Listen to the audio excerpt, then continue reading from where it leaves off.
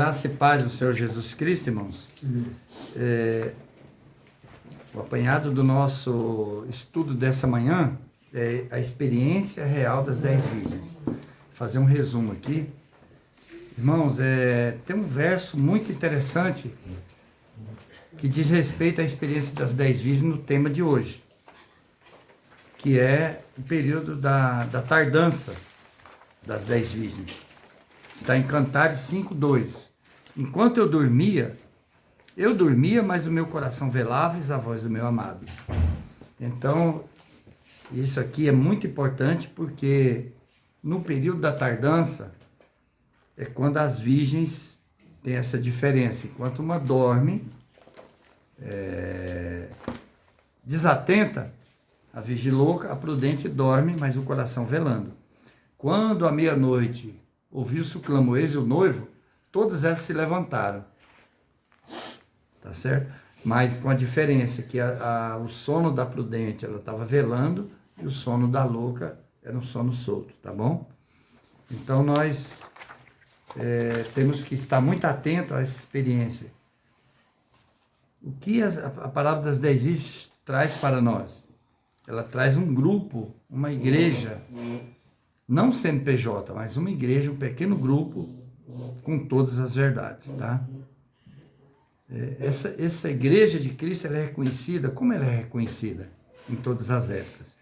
No livro de 1 Timóteo 3,15, ele declara essa igreja, chamada de 10 virgens. Ela diz assim: mas se tardar, para que saibais como convém andar na casa de Deus, que é a igreja do Deus vivo, a coluna e a firmeza da verdade. A igreja do Deus vivo é aquela que é guiada em todas as verdades, na cadeia de verdades. E nós temos um exemplo, tá? Nós temos um exemplo no livro Desejado de Todas as Nações. Ele fala que igreja é essa? Qual é essa igreja que é sucessora dos apóstolos, que é a igreja de Cristo de todas as épocas? No livro Desejado de Todas as Nações, na página 451, no capítulo 51, fala assim: esse princípio se relaciona com igual peso a uma questão longamente agitada no mundo cristão, a da sucessão apostólica. Toda igreja quer ser a igreja que sucede a apostólica, né? A igreja de Cristo. E aqui continua, nessa mesma página, 451, Desejado de Todas as Nações. A descendência de Abraão demonstrava não por nome e linhagem, mas pela semelhança de caráter. Assim, a sucessão apostólica não se baseia na transmissão de autoridade eclesiástica, mas nas relações espirituais. Então, o texto aqui vai falar o que dá a sucessão apostólica. Não é linhagem de autoridade humana, mas, diz aqui, é pelo caráter. Uma vida influenciada pelo ensino dos apóstolos, a crença e o ensino da verdade por eles ensinada, eis aí uma prova da sucessão apostólica. Isto é o que constitui os homens sucessores dos primeiros mestres do Evangelho. Então, qual igreja é sucessora da igreja apostólica? Aquela que tem uma vida influenciada pela vida dos apóstolos, que era uma vida de entrega, eles eram pessoas convertidas a Cristo, e a verdade ensinada por eles. São sucessores dos apóstolos. E o apóstolo Paulo traz para nós uma doutrina que a igreja de Cristo tem que ter. Romanos 16, 16 e 17 diz assim: saudai-vos uns aos outros com ósculo santo, as igrejas de Cristo vos saúdam. Então, as igrejas de Cristo saúdam com ósculo santo, um beijo na face. E continuando, vírgula, na Bíblia, de tradução literal, revista corrigida, tem uma vírgula, e diz assim: e noteis os que promovem dissensões e escândalos contra a doutrina que aprendei-vos, desviai-vos deles. Tá bom, pessoal? E o livro Primeiros Escritos, ele declara que no início do tempo de angústia, a igreja que é reconhecida como povo de Deus, Primeiros Escritos, página 15, ela fala assim, no período que eles estão selados, diz assim: os 144 mil estavam todos selados e perfeitamente unidos, em sua testa estava escrito Deus Nova Jerusalém. Continuando, diz assim: foi então que a sinagoga de Satanás conheceu que Deus havia amado a nós, que lavava os pés uns aos outros, e saudava os irmãos com o ósculo santo e adoraram nossos pés. Então, o ósculo santo é uma das doutrinas que a igreja apostólica ensinou. E para ser igreja sucessora dos apóstolos, ser no caso as 10 virgens, tem que ter o ósculo santo, que era a doutrina ensinada pelos apóstolos, pela igreja de Cristo. E nós temos aqui, na Revista Adventista da Casa Publicadora Brasileira, dezembro de 1975, na página 31, a posição oficial da igreja nominal sobre a doutrina bíblica do ósculo santo. Qual é a posição que a igreja adventista nominal tem sobre o ósculo santo? Ela diz: o ósculo santo, 3 pontinhos, argumenta alguns que hoje, dada a maré de homossexualidade que avassala o mundo agonizante, tal prática não deve ser incrementada. Alguns dizem: não aceitamos isso, diz a igreja. A Bíblia diz que tudo é puro para os puros. E num ambiente de pessoa de coração afinado com o céu, cremos mesmo que essa prática do ósculo santo é altamente salutar. Embora, como dissemos, oficialmente nossa igreja não considera o assunto. Ou seja, nós, está na Revista Adventista, do ano de 1975, na parte 31. Então, ela acha melhor desconsiderar um assunto bíblico. E no livro Consultoria Doutrinária da Casa Publicadora Brasileira, Consultoria Doutrinária, na página 230, diz assim: o ósculo santo, substituído hoje pelos abraços amistosos dos cristãos, após a ceia. Diz o comentário bíblico adventista: era um sinal, o ósculo era um sinal de afeto entre os cristãos, entre os crentes. E cita os textos de Romanos 16:16, 2 Coríntios 13:12, 1 Tessalonicenses 5:26, 1 Pedro 5:14. Adotado nas constituições apostólicas. Requeria que homens cumprimentassem homens e mulheres cumprimentassem mulheres. Livro Consultoria Doutrinária, Casa Publicadora Brasileira, página 230. Mas, como disse a Revista Adventista, de dezembro de 1975, página 31, oficialmente nós não consideramos isso aí. Então, irmãos, essa igreja das 10 virgens é uma igreja que no livro Palavra de Jesus diz que professava fé pura, tá bom? Palavra de Jesus 406. Então, quem que representa as 10 virgens? A igreja que professa uma fé pura. A mesma doutrina ensinada pelos apóstolos e o caráter dos apóstolos. Amém? Amém. E as 10 virgens, na experiência real, a primeira fase da parábola é a saída das virgens. Mateus 25:1. Então, o reino dos céus será semelhante às 10 virgens que, tomando as suas lâmpadas, saíram ao encontro do esposo. O reino dos céus será semelhante, falando para o futuro. Então, é indicado... Geralmente para hoje. É indicado uma igreja dos últimos dias, que essa igreja iria ter uma igreja com o caráter dos apóstolos e a doutrina dos apóstolos. A mesma doutrina que os apóstolos ensinaram. E o ósculo santo e o lava-pés são doutrina dos apóstolos. Então, o reino do céu será semelhante a 10 virgens, tomando suas lâmpadas, sem encontro do esposo. É a igreja dos últimos dias, diz o Parábola de Jesus, página 406, 407. E no livro Parábola de Jesus 406 diz ainda: os dois grupos representam as duas classes que professam estar à espera do seu Senhor. São chamadas virgens porque professam uma fé pura. Essas duas classes, o joio e o trigo, pessoal, no livro Filhos e Filhas de Deus, na página 118, diz assim, falando das duas classes. E agora, aliás, vai falar da classe das virgens loucas, que é o joio. Então, falando do joio, diz assim, no livro Filhos e Filhas, página 118, considere todo jovem a parábola das 10 virgens. Todas tinham lâmpada, isto é, as 10 virgens tinham lâmpada, uma aparência exterior de religião. Falando das 10. Todas têm lâmpada. O que é a lâmpada das virgens? Aparência exterior de religião. Lâmpada para meus pés é a tua palavra, luz para o meu caminho. Então, as 10 virgens, a igreja que vai triunfar, que vai ter uma reforma conclusiva nela, a igreja que é a menina do olho de Deus, a igreja que pareça prestes a cair, mas não cairá, é a igreja das 10 virgens. Essa igreja que é a menina do olho.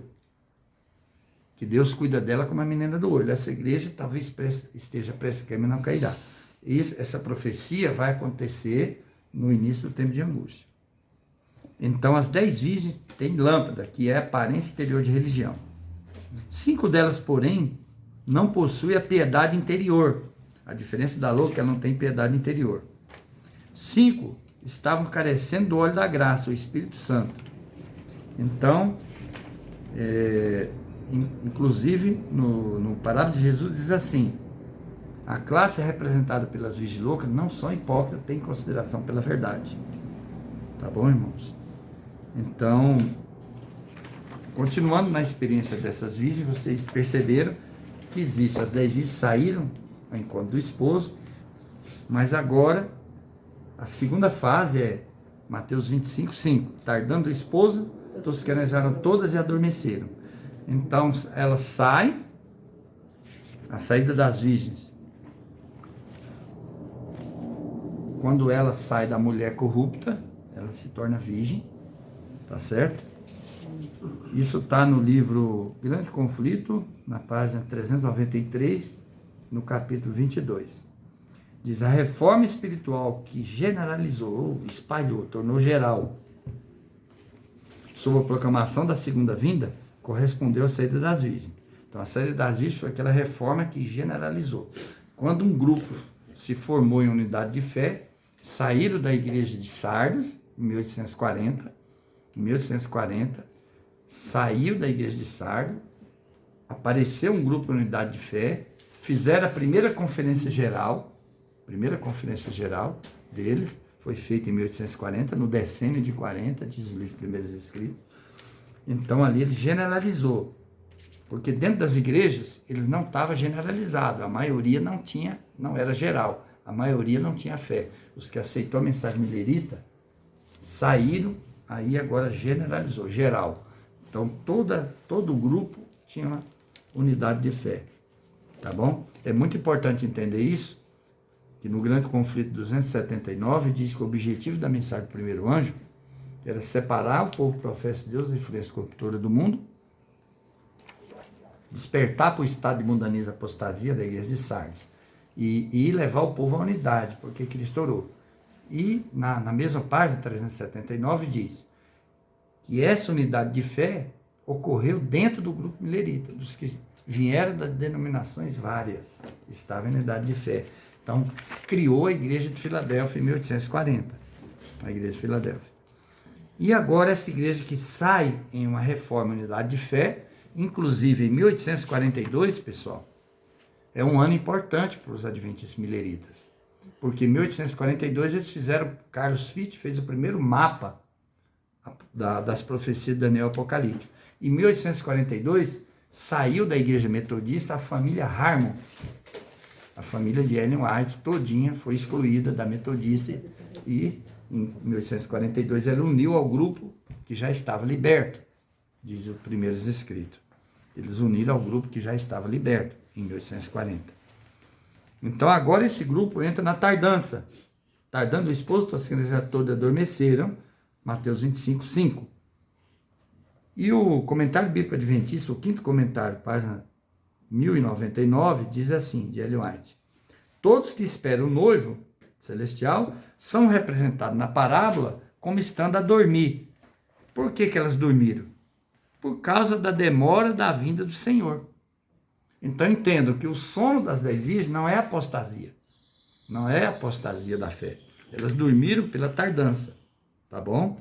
E tem mais textos que posteriormente a gente vai ler, tá? Esse sono das 10 virgens foi o mesmo sono que os 3 apóstolos com o Senhor Jesus lá no Getsemane. O sono do cansaço, da demora, do desapontamento. Esse é o mesmo sono. Então eles saíram, unidade de fé, 1840, entra em tardança agora, na primavera de 44, na primeira marcação da vinda de Cristo. Cristo não veio, eles entraram em tardança, em desapontamento. Como eles agiram durante a tardança, pessoal? O texto de Isaías 21:8 é muito claro. Eles continuaram vigilantes. Como eles agiram na tardança? O texto de Cantares 5:2 também fala. Enquanto eu dormia, meu coração velava. Eis a voz do meu amado está batendo. Então, aqui em Isaías 21:8 diz assim: clamou como leão.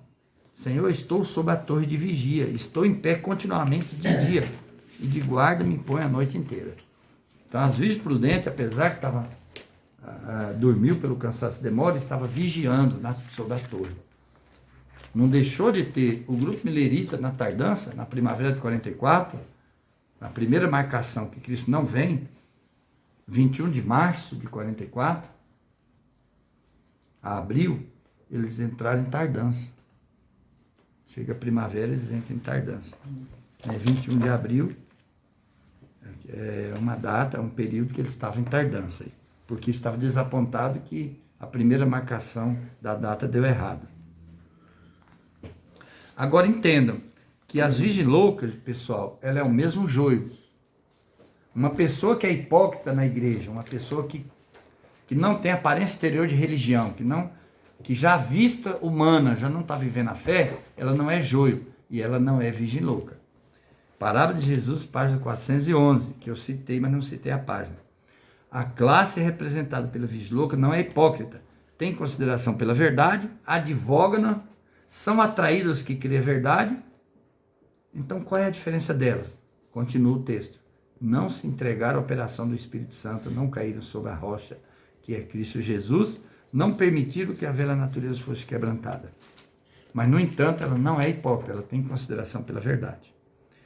Somente será vista a virgem louca quando amadurece a seara, lá no tempo de angústia. Quando a igreja pareça prestes a cair, quem cai é a virgem louca, a prudente fica firme.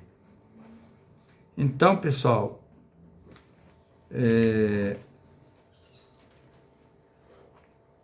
a gente vê que o objetivo do desapontamento, o objetivo de Deus permitir o desapontamento fosse para quê? Para o desapontamento, para elas esperar mais em Deus, para elas provar a fé, ser provada a fé. Isso está em Salmo 43:5, que diz: por que está abatida, ó minha alma? Por que está abatida? E por que te perturba dentro de mim? Espere em Deus, pois ainda o louvarei. Ele é a salvação da minha face e Deus meu. Então, aqui diz que o que ocorreu na tardança. Grande conflito, 394, página 22. Tardando o esposo, tosquenejaram todo, adormeceram. Pela tardança do esposo, é representada a passagem do tempo em que o Senhor era esperado. Passou o tempo que ele era esperado a primeira vez. O desapontamento aparente demora. Nesse tempo de incerteza, a tardança é um tempo de incerteza. O interesse do que era superficial, mas nem de todo sincero, começou a vacilar. Mas aqueles cuja fé baseava no conhecimento pessoal da Sagrada Escritura, tinha sob os pés uma rocha, que as ondas do desapontamento não puderam destruir.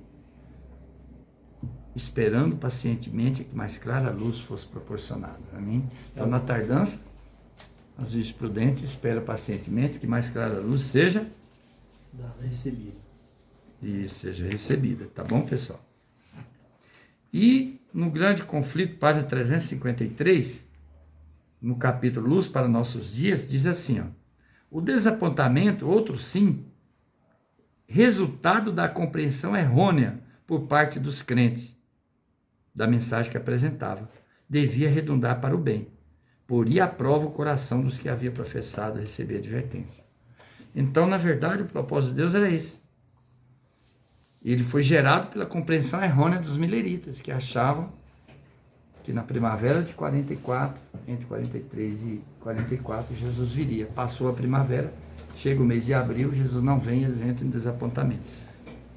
O objetivo era provar o coração dos que haviam procurado seguir o seu Senhor. Grande conflito, 353, capítulo Luz para Nossos Dias. Irmãos, e ainda na experiência, precisamos perceber que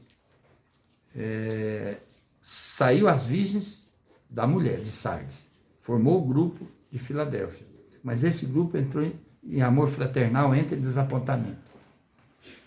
Nessa hora do desapontamento, é a hora de provar a fé, não é isso? A hora da crise, o caráter revelado.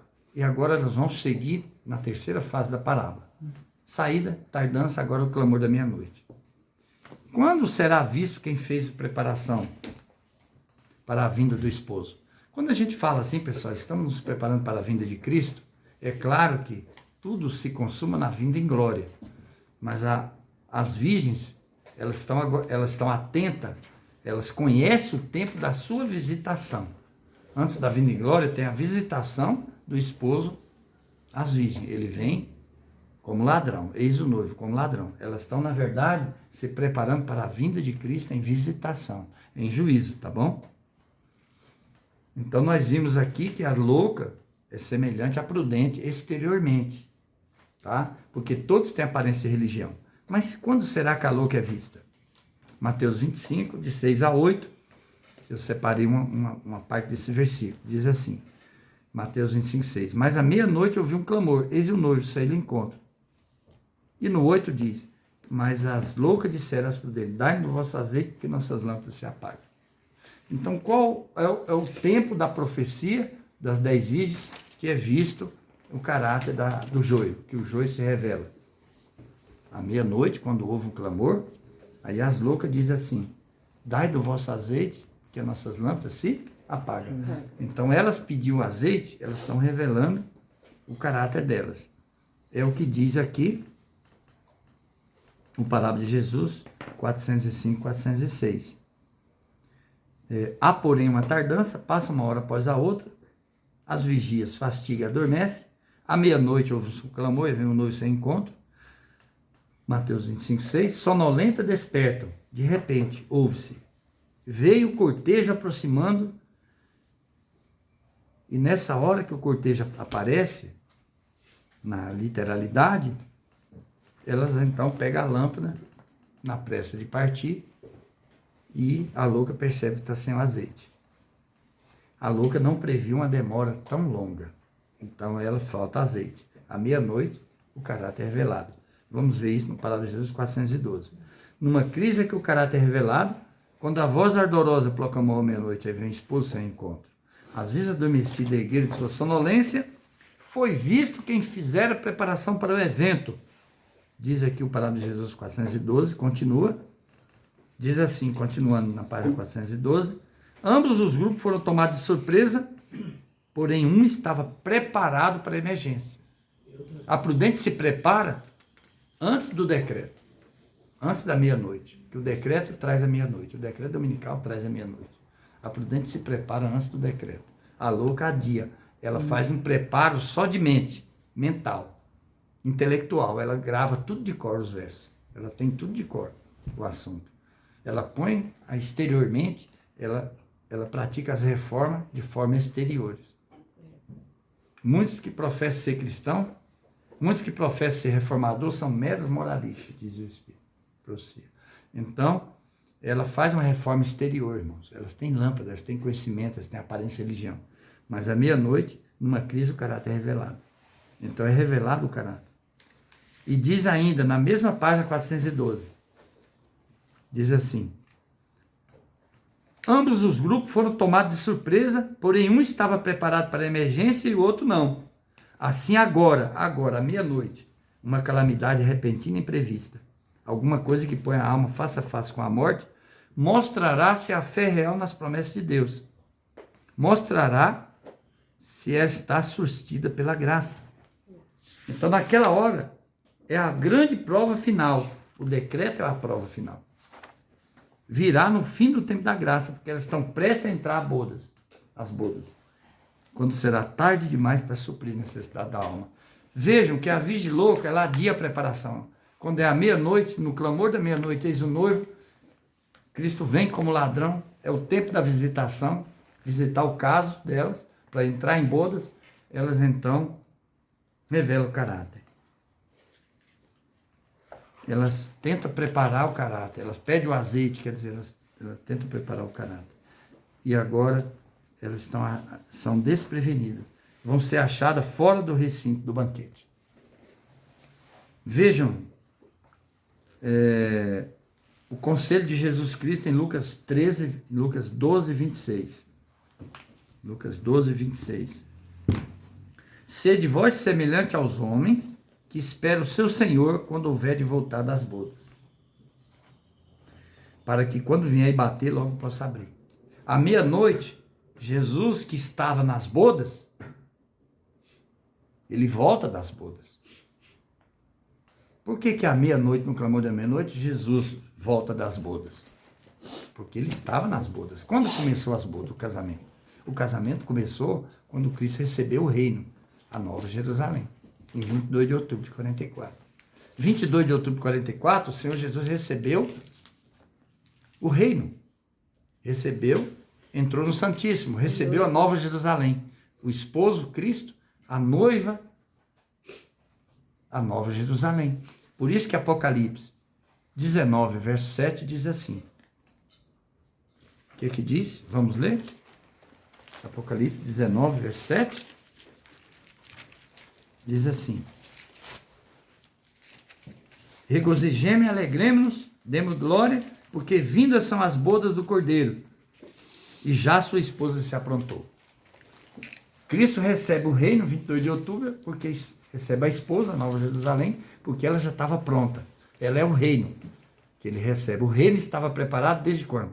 Desde quando que o reino estava pronto? Desde a fundação do mundo, que a cidade, Nova Jerusalém, foi preparada. Quando Deus prepara o plano da redenção, introduz lá no princípio, ele já cria a cidade santa. Ele já sabe que a Jerusalém da terra é escrava e a Jerusalém do alto é a solitária. Ele já prepara ela, diz Gálatas. Vamos ver no livro de Gálatas, para a gente já concluir, porque senão o vídeo vai ficar longo. Gálatas 4, versículo 26, 27. Mas a Jerusalém, o verso 25, Agar é Sinai, um monte da Arábia, corresponde a Jerusalém que agora existe, agora no tempo de Paulo, que ele escreveu e disse, a Jerusalém que agora, lá no século não existia, era escrava, com seus filhos. Mas a Jerusalém que é de cima é livre, é a mãe de todos nós. Ela é mãe, porque Cristo é esposo, é o noivo, ela é a noiva. Se casa, entra em bodas. 22 de outubro ela é a nossa mãe. E nós somos convidados. As virgens são os convidados. Não pode ser, o convidado não pode ser a noiva do Cordeiro. Então tem alguma coisa errada aí. E agora o que acontece? Nós temos, à meia-noite, ele vem das bodas do Cordeiro para o casamento, que é para o juízo dos mortos, e começa as bodas dos vivos. Sede semelhante aos homens que esperam o seu Senhor voltar das bodas. Só que à meia-noite elas têm que entrar em bodas também. Querem ver Mateus 25? E eu vou concluir já com esse ponto. Diz assim. Mateus 25 diz assim. Verso 10. Vocês viram que há uma crise, a louca sai à procura de azeite, fica fora do recinto do banquete. Mateus 25, 9 e 10. Mas as prudentes responderam dizendo, não seja caso que nos falte a nós e a vós, e diante aos que vendei e comprai para vós. E tendo elas as loucas ido comprá-lo, chegou esposas que estavam preparadas, se prepararam antes, entraram com ele para as bodas. E fechou-se a porta da graça. Então nós esperamos o Senhor voltar das bodas dos mortos e entramos em boda dos vivos. Bodas quer dizer o casamento quer dizer juízo. Juízo dos mortos, juízo dos vivos. Então assim, pessoal, então eu fecho aqui, porque o tema é longo, mas nós precisamos estar prontos para esperar o nosso Senhor quando Ele voltar das bodas. E as prudentes estão prontas. As prudentes estão prontas, preparadas antes da meia-noite, antes do decreto. E à meia-noite, eis o noivo, as prudentes entram em bodas e as loucas ficam fora do recinto do banquete. É a sacudidura das virgens. As prudentes são seladas, é tirada a veste suja, elas são seladas e entra para as bodas, fecha a porta. Fecha a porta da graça. Que Deus abençoe. Amém. Em nome de Jesus. Amém.